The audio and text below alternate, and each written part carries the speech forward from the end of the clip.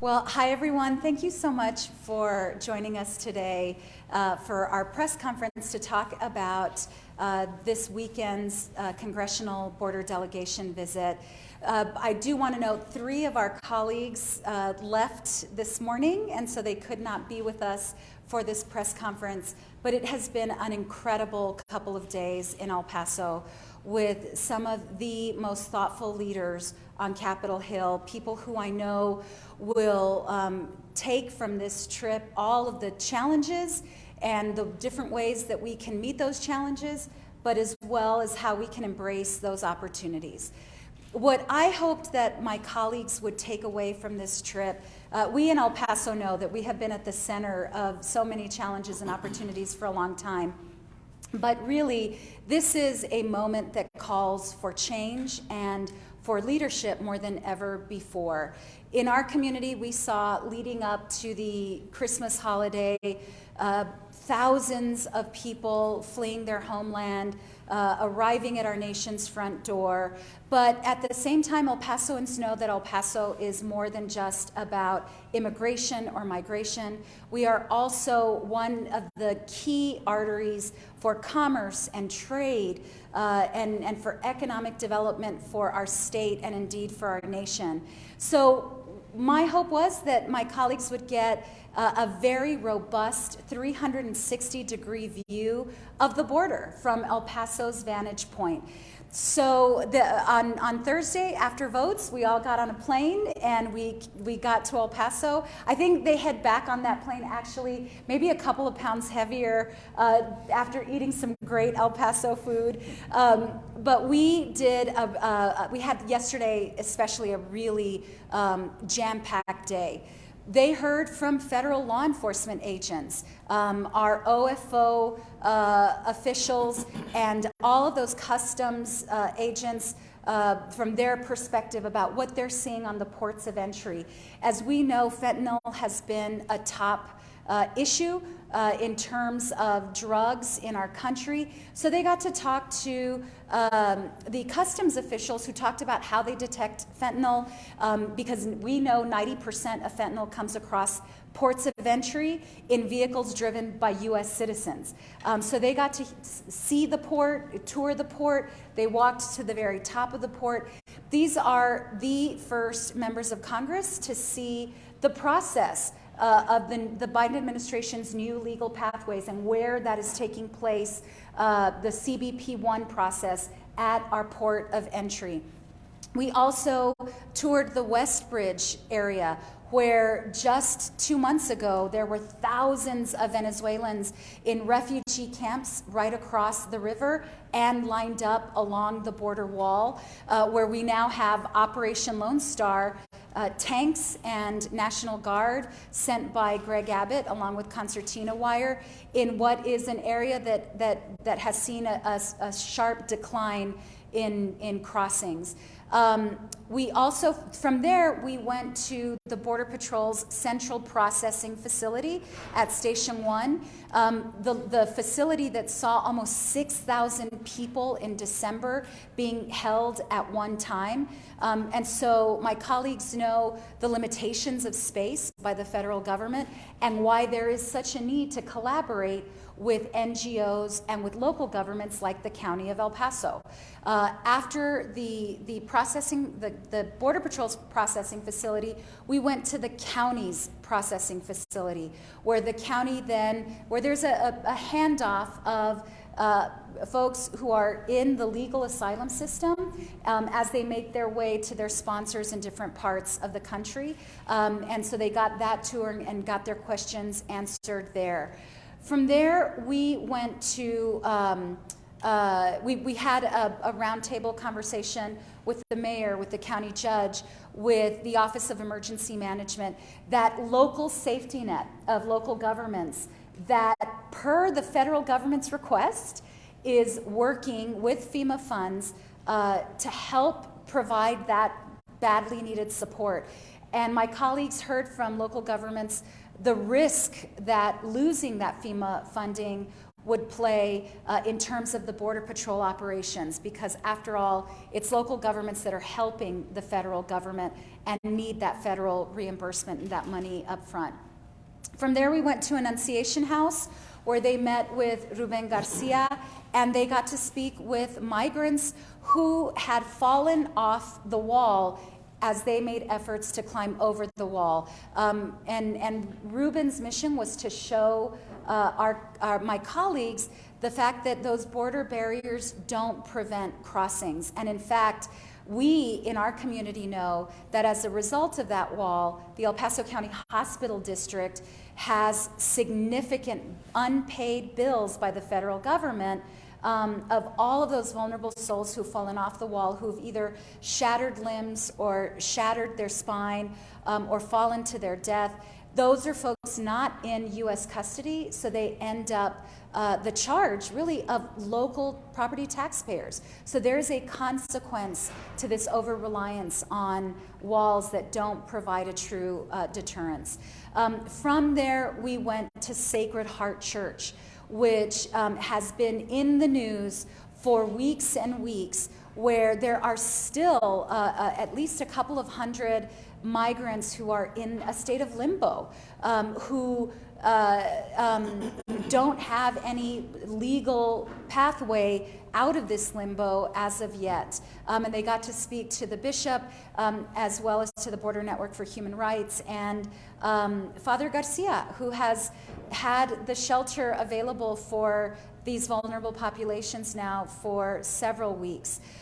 This morning, we had a roundtable of business leaders who talked about the need for modernized infrastructure. I want to thank my colleagues for their support of the bipartisan infrastructure law that is bringing $600 million to the Bridge of the Americas, which will result in a badly needed overhaul. Anyone who says they want to stop fentanyl needs to support the infrastructure dollars that go to our ports of entry. Anybody who says they want to secure the border, I hope supported and voted in favor of our omnibus package in December, which funded DHS and those FEMA funds that went to our local governments. And we're rounding out the trip with this press release. Our ranking member for the Transportation and Infrastructure Committee, Rick Larson, I'm going to turn it over to him next, but he's sticking around for a bit longer to get a better idea of El Paso's added infrastructure needs. But I will close before I start turning it over to my colleagues so that they can share with you all what they saw on the border and what they learned. I want to thank them. It takes a lot of time to really invest the energy and the effort to be on the U.S.-Mexico border, which is far-flung from many of the states that my colleagues have joined us from, and from Washington, D.C., and to really invest the time and energy to hear our community, to visit these locations, and to understand what's happening here on the ground. It really takes leaders like this to solve these great challenges, see the tremendous opportunity that we have in those challenges, and for that I will be forever grateful to these amazing national leaders. With that, I'll turn it over to Rick Larson. Rick? Thanks. Thanks, Veronica, very much for the chance to be in El Paso and share some time with you and your team, and with my colleagues as well from around the country. My name is Rick Larson. I represent Washington State's 2nd Congressional District. That's a district that is north of Seattle, but none of Seattle. And I, too, come from a border district. It's just the U.S.-Canada border. And it's interesting for me, therefore, to be able to compare and contrast what the issues are at the U.S.-Canada border against the ones at the international border between U.S. and Mexico. Certainly, the scale of issues, I think, first off, is what struck me here in El Paso. The amount of commercial and truck and pedestrian traffic, certainly the immigration issues, the level of what you could say border security and border security infrastructure, vastly different than what you find in my district at home. But that said, some issues are the same. The need to invest in the infrastructure that ensures as smooth a flow of commerce, goods, and people as possible. The need to staff the federal law enforcement at an adequate level in order to ensure that commerce flows and the people get across the border in a manner that's helpful, but also staffing between the ports of entry is all critical as well. We had a comprehensive look at these challenges, speaking to federal law enforcement, speaking to humanitarian workers, to volunteers, to local government. As a former local county council member as well, I certainly understand you're sort of at the bottom of the hill when problems come about, and you're in charge of solving them. And so talking to local leaders is important as well. I do just want to emphasize how important it is that we have a humane immigration system. It is long past time, it has been long past time to pass comprehensive immigration reform that really gets at root causes of immigration, that creates legal pathways, including a pathway to citizenship, in my view, that ends the vilification of migrants and protects our national security. And to put this effort in context is important, because we did pass a bipartisan infrastructure law to invest in long-term infrastructure in this country. We passed the CHIPS and Science Act last year.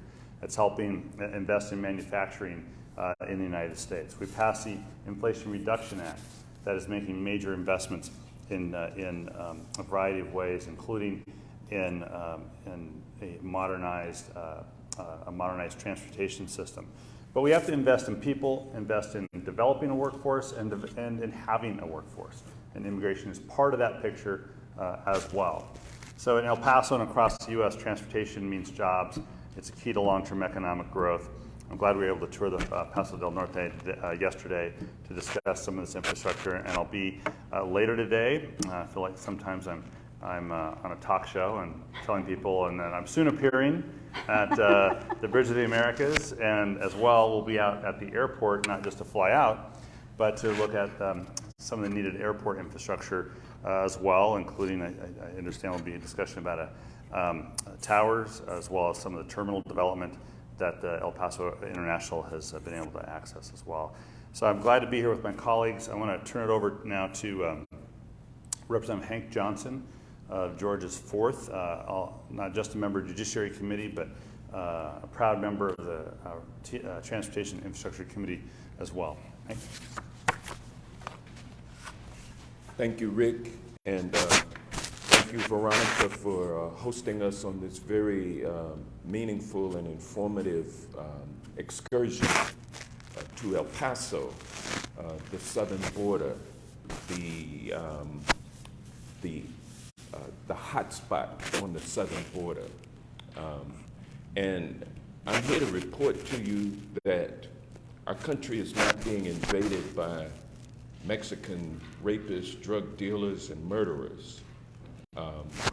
But we do have a humanitarian crisis that exists that is sending people to our southern border from not just Central America, Honduras, Ecuador, El Salvador, not just South America, Colombia, most importantly Venezuela, but also from places like Haiti, places like Cuba, and also Ukraine and Russia.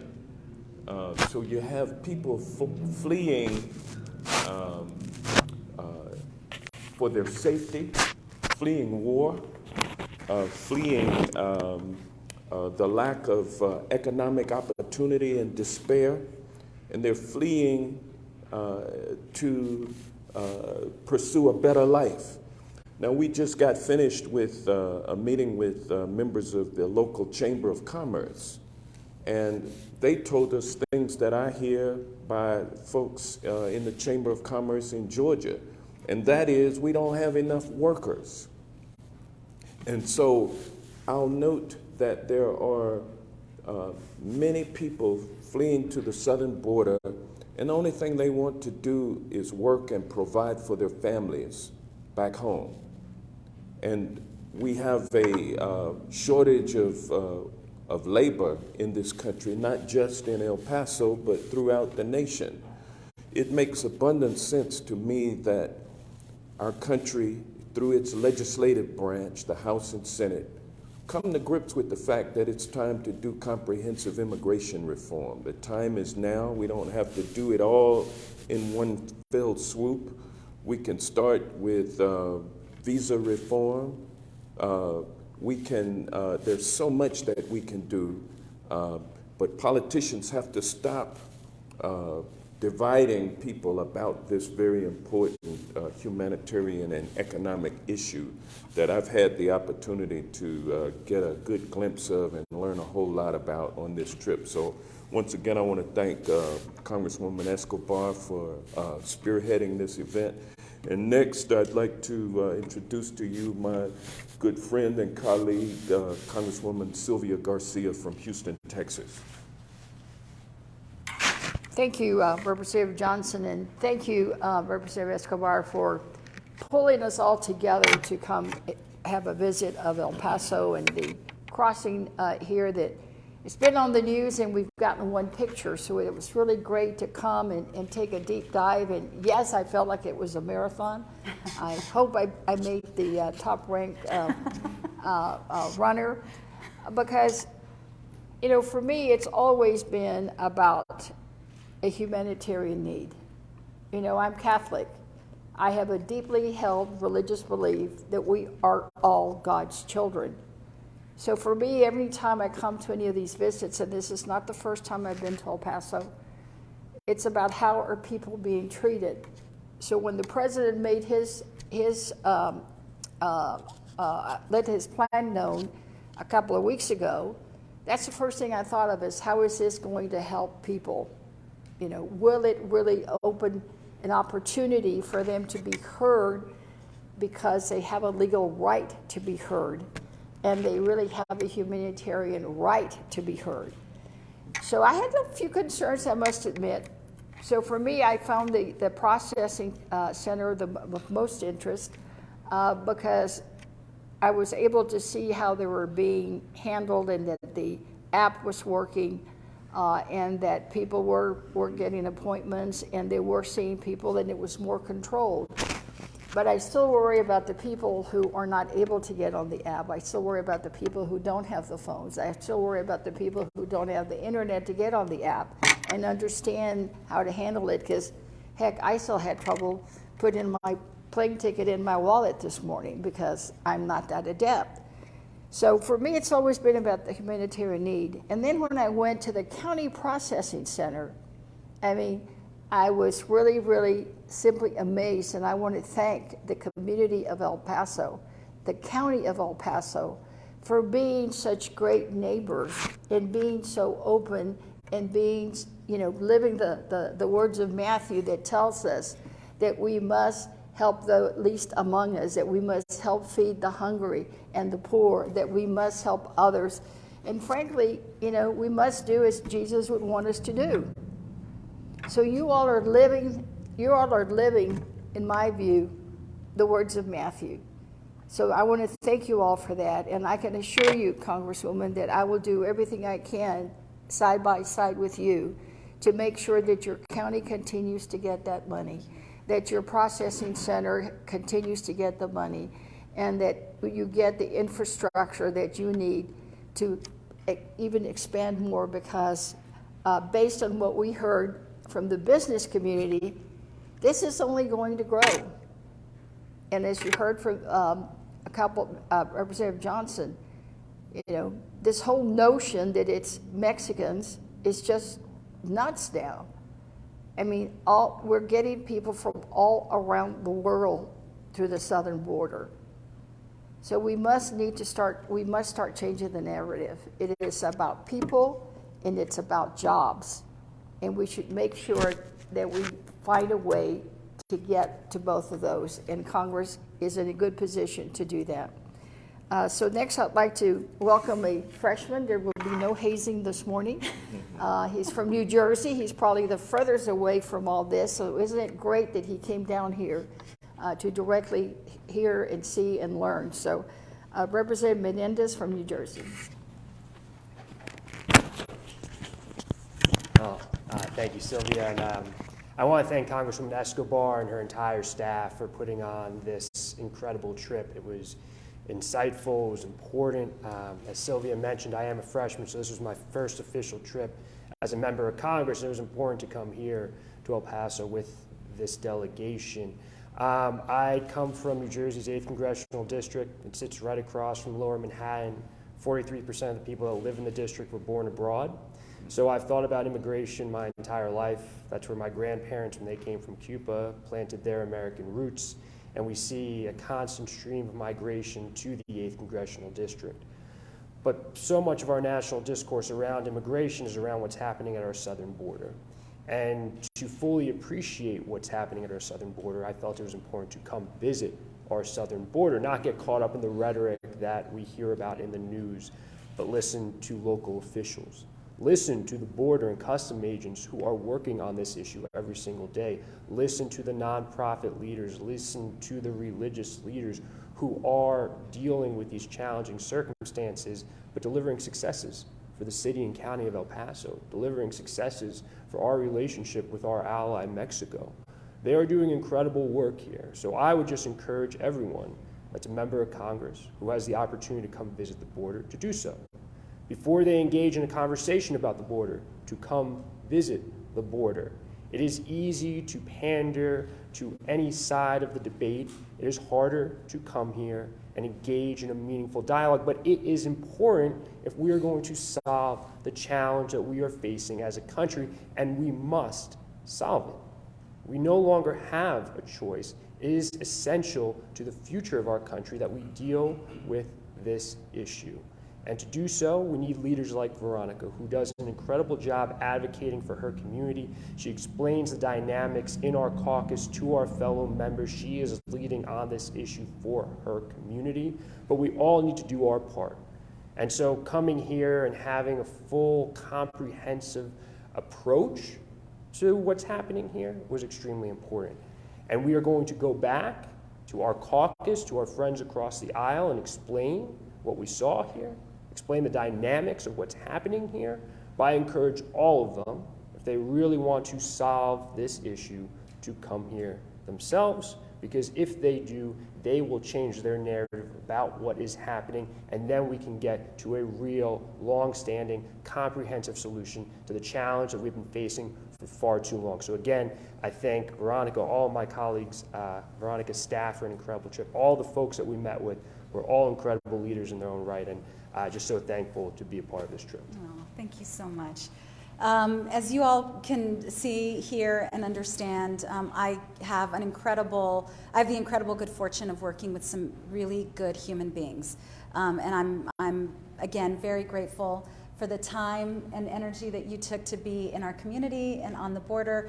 But more importantly, I'm so grateful for your alliance going forward to find real solutions. Wanted to see if you all had any questions or if you wanted to do one-on-one.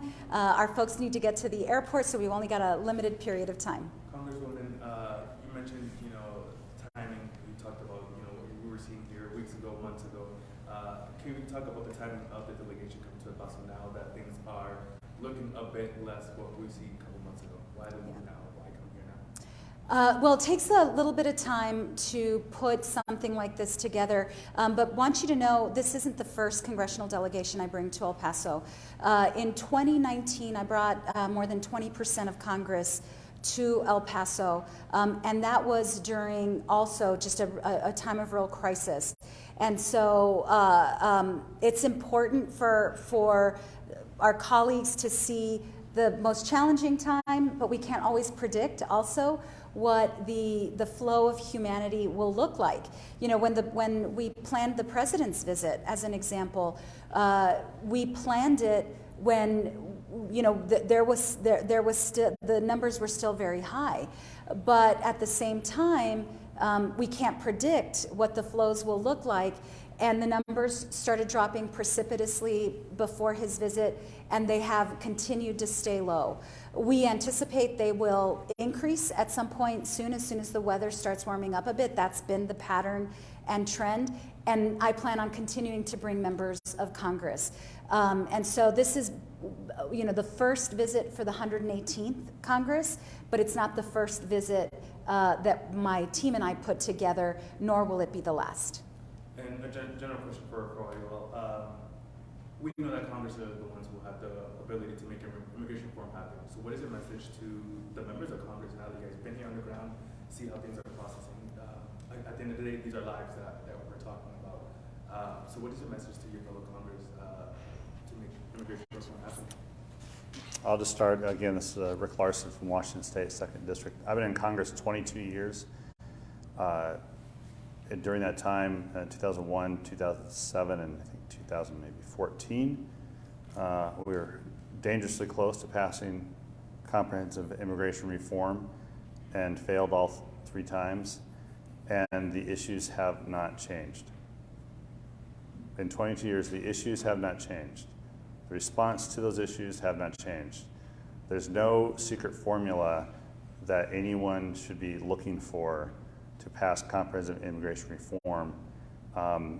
The boxes of issues that we have to address are the same ones that existed in 2001, and you either want to fix it or you want to delay it. Those are the only two choices that members of Congress have. Well, we got to stay focused and keep working on it. You keep in mind that the Congress has passed the Dream and Promise Act twice. I mean, the House has. It went to the Senate last session and it died. We also passed the Farm Worker Protections. I forget the title of the bill, but it was about farm workers, agricultural workers. And to me, anytime you can get the ranchers and the farmers to agree on a bill, everybody should support it. But that didn't happen. We passed it, but then it went to the Senate and it failed. I plan to file the Dream and Promise Act very soon because dreamers are hanging by a thread. There's a case in Houston now that I think it'll be in December when the court last held a conference on it. So they will be taking some action, and we don't expect it to be positive. So you're going to have hundreds and thousands of dreamers across the country that may be at risk of deportation. So we've got to do something about dreamers. And Americans agree. The last poll I saw showed about even 60% of Republicans support dreamers. Almost 80 or 90% of Americans support dreamers. So it may be that we don't get the comprehensive thing, but we may be able to, like Hank Johnson mentioned, visa reform. You know, we've talked about agricultural workers, we've talked about temporary workers, but I think we must act when it comes to dreamers. They're hanging by a thread. Yeah, we live in the information age in a global economy. And when we talk about security, we should understand that economic security is the linchpin to security. When people are prosperous and trading with each other, and their kids have an opportunity to come up and do even better than the parents, then humanity doesn't have a chance or doesn't have time to fight. And so we need to adjust our policies in America to fit this new information age and global economy that is upon us. And the way to do that, way to bring security to our borders is to do comprehensive immigration reform. But as Congresswoman Garcia mentioned, we don't have to do it all at one time. We can take the low-hanging fruit and pass legislation to address those issues. But pass legislation we must. And unfortunately, it's the old archaic Senate filibuster that gets in the way of us being able to pass any kind of immigration reform. So I'm a strong advocate for doing away with the archaic and racist filibuster so that we can get some work done in the Senate.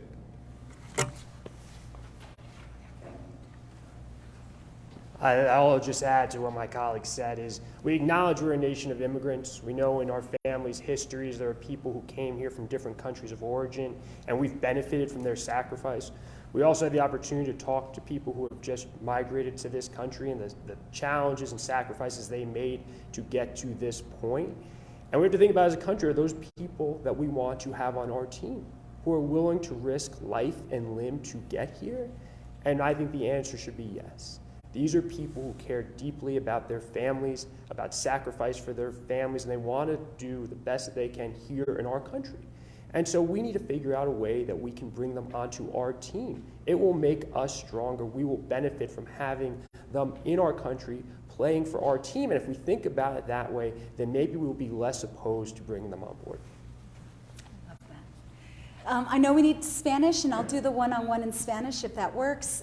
My colleagues need to get to the airport. I want to thank you all again for joining us, but a very heartfelt thank you to my beloved colleagues. So grateful for your time and for your incredible heart. Thank you. Thank you all. Great, thank you.